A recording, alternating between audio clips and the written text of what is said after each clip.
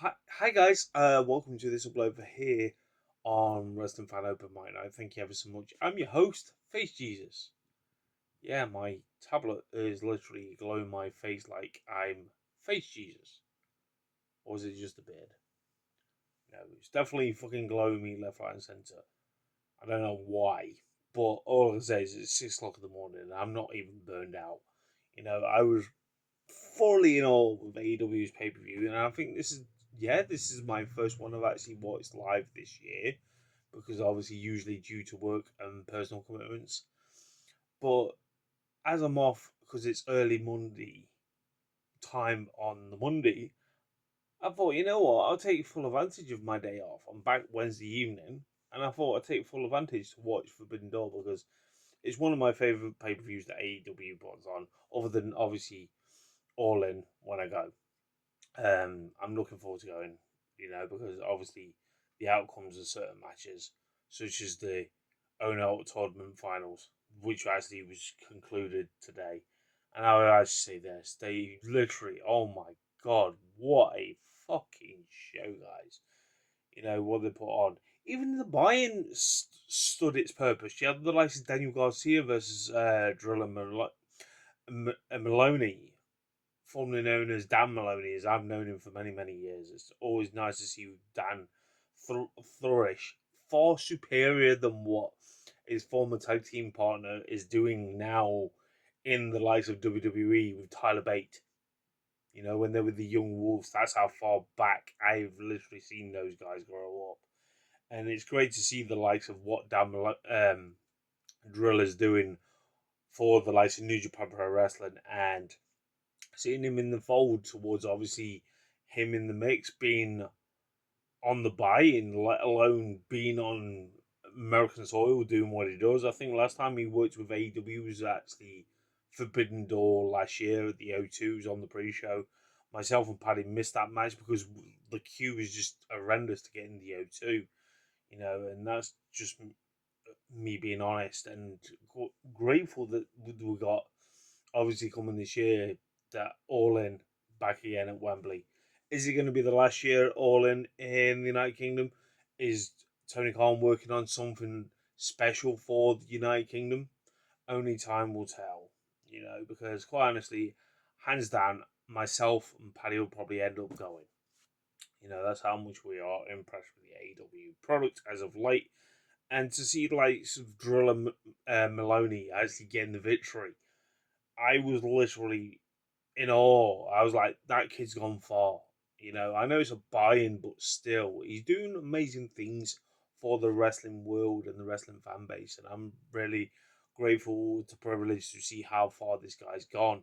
Then you actually had Sky Blue versus Milka, another great match for obviously the qualifiers towards the TBS championship survival of the fittest this coming Wednesday, and I'm really surprised Milka actually got the victory on this. And that's just me being honest because I want to say this: is Sky Blue ever going to have that title shot?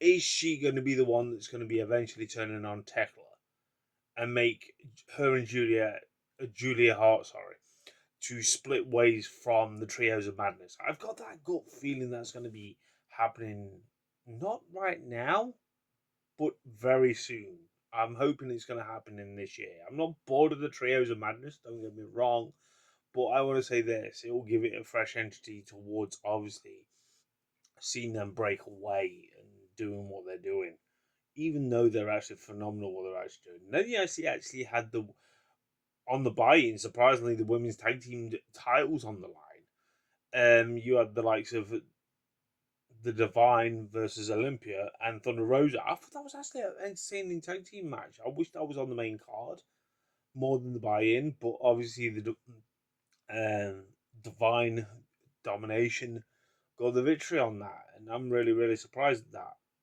Then we actually had a fun match. Don't get me wrong, I thought it was an okay match. You actually had the Young Bucks versus El Sky Team versus Unbound Co. I want to actually say this: it was a fun match, but I was not that too interested in it. I'm not being funny. I'm sick and tired of seeing the Young Bucks getting a victory going forward. And obviously, we thought something was going to happen, and obviously, nothing materialized that way. Obviously, which I'll get to in the duration of this time. Then you look at the likes of Kenny Omega versus Zack Sabre Jr. Unbelievable match between these two.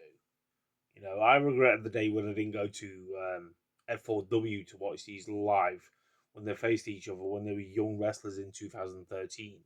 I had my eye on going to that event, but when you look back in 2013, what I was doing, other than obviously talk about professional wrestling, not here on YouTube, that's how long I've been doing it since 2010. That was on the other channel, and I did a video. I was expecting to obviously go to that and wanted to go to that, but obviously, was I working? Was I not working? I can't remember what. Actually, I didn't actually get around to going, and I look back at it and I regret it. You know, because these guys put a clinic of a fucking real. It proves that Kenny Omega still can go toe to toe with the likes of Zack Sabre Junior, sorry, and that proves a point that even though Kenny Omega is technically doing this part time, he's part time. Keep that in mind, right? And him and Zack Sabre Jr. was fucking amazing, absolutely amazing match. Then we look at the AEW Continental Championship with the likes of John Moxley versus Brodito. Yes, it served its purpose for the match, but John Moxley got the victory. This, um, I wasn't too fussed. I was not too fussed about that match, and that's me being honest with you. Even though I said this past week, early hours on Thursday, that the only match that I was not looking forward to was the cage match, but I'll get onto that in due course. Then we looked at the likes of Global Heavyweight Championship from IWPG between Shota Utamo versus Lambeau Pack. You know, I was actually enjoying this match. You know, and Shutamo actually got the victory on this. The other season towards the likes of the John Moxley's on his way to New Japan for an event, maybe in the near distant future, or Shutamo is on his way to AEW at some point because it just feels like they literally he was behind him.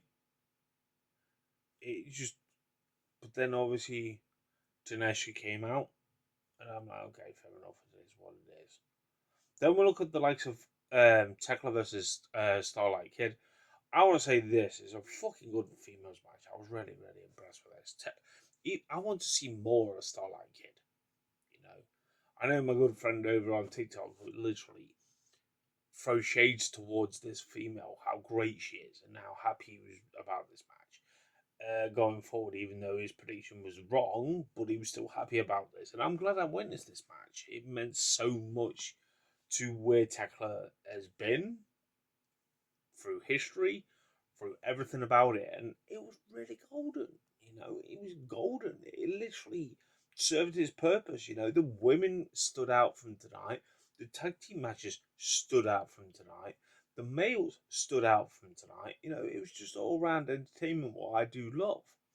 And then we actually, obviously, Tekla got the victory on that. It kind of was predictable that was going to happen, but it has technically closure towards Tekla and Stardom. You know, through her history, through the when she got fired, etc. It just captivated the moment, and it was great to see. Then you actually had the next match. You literally had on this very card. You literally had the World Heavyweight Championship, the tag team. Sorry, the AEW tag team champions on the line.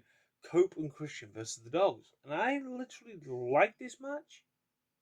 You know, but it was even better when we literally had the likes of Jay White come back. I was not expecting Jay White to come back, even though he's been away a while. That's just me being honest. Um, Obviously, Cope and Christian got the victory on this. Now, was that necessary, or was it not? Only time will tell. Then we had the we had the Owen Hart women's final. Maya World, believe it or not, she's not been around a while. Although, yes, she's been on the ROH side of things. But you got to think, right? You got to think logically, right? This is why I say AEW does this right. They know how to promote young stars. This is living fucking proof of it.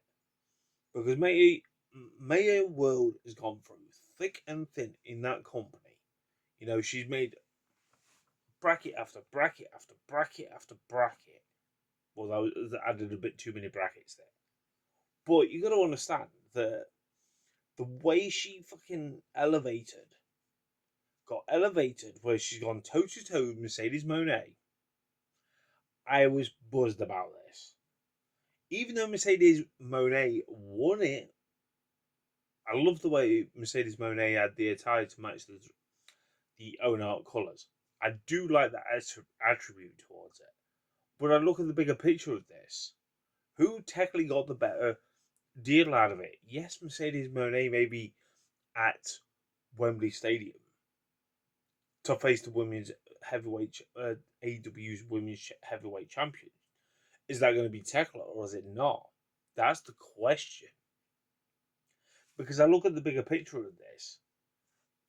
Maya World got the benefit of the doubt.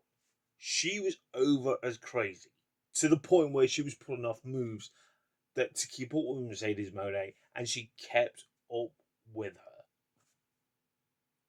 And heads off to you, lovely ladies. I bow. Take a bow. Take a fucking bow. And that's me being honest. Then we'll look at the Team MJF versus Team Briscoe in this steel cage match. Even though I wasn't that fussed about it, I knew what the outcome was going to be. Although there were some spots I did find entertaining, such as the Nintendo bit. That was original. No one was expecting that. The slices for hydration break. That was interesting. And obviously, I knew the outcome. Mark Briscoe was going to get the victory on it. Was he expecting Andrade to turn on MJF? Absolutely. I think that's leading into a feud towards, like I've said before, and I'll say it again, Grand Slam Mexico. That'll be actually an interesting match between those two. Then I'll start looking forward to what that's going to be. Then we had the Will Ospreay versus Swerve Strickland for the males final of the Owen Hart tournament. I want to say this. Holy fuck. Holy fuck. It it was straightforward, don't get me wrong. Everyone knew that Will Ospreay was going to win. But the way you felt the raw emotions between breaking kayfabe here, sorry guys, between two great friends for many, many years that I've watched for many, many years, I've respected their work ethic to both of them in that match. I had goosebumps. I wanted to mark out, but I can't because obviously early hours in the morning. I don't want to wake the fucking house up. But I'm doing this video for you guys. Words cannot express what I witnessed between that main event. You know, I got goosebumps to the point where I was expecting Will Ospreay to hit Jon Moxley with that trophy. I feel like he's got his eye on him. I really do. And I feel like this, if Will Ospreay is on Dynamite this week, even though Mark Briscoe's already challenged for MJF for his title straight away, that makes you a reason why to watch it on Wednesday. Don't get me wrong. But hear me out. I feel like Redemption's all about Will Ospreay getting revenge on the likes of Jon Moxley before he goes to All In. Because it makes perfect sense. Even though we want Hangman Adam Page to appear, because obviously Cowboy, Red Dead Redemption, Link, etc. But I'm saying this. The way it was the way it was portrayed in this match, I've got a feeling that's where they're going to go. That's the next step because he's done all his hard work to working with the Death Riders, learn from the Death Riders, even though he's joined them for a bit, even though there was little Easter eggs week by week, him losing his colours towards his attire. Now he's gone grey and black to represent the Death Riders. And like they said on commentary, this is all his what do you call it? All his work is done. His transition is complete. And I feel like that was going to be the main event, Redemption. And it makes perfect sense because even if it's for Jon Moxley's title or not, I feel like it needs to be done. So this is the time where you take out the leader of the Nexus. Where am I going? The Death Riders. This is the time you can do it. The reason why I'm saying this and speculating this, because he's never beat the likes of Jon Moxley. But this is the time he can beat Jon Moxley. And all I can say is from that match, America, you were spoiled with that main event. To the point where to say people may rub in the salt in the wounds and turn around and say there was just over 3,000 tickets sold. But those three hard fans made more noise than any possibility show that I've seen in recent times without the audio change. Other than the likes of what AEW does occasionally, but that crowd was wild, red hot for it, and I'm glad I witnessed that. But that's just my thoughts and opinions. Tell me yours. But that's my quick thoughts. I know I was just struggling to find the words to say about this, but all I can say is, what a show, guys. You know, and obviously, if you're new around here, hit that subscribe button, hit that bell icon so you be inundated anytime when I do any videos for you guys. Until next time, catch you guys soon.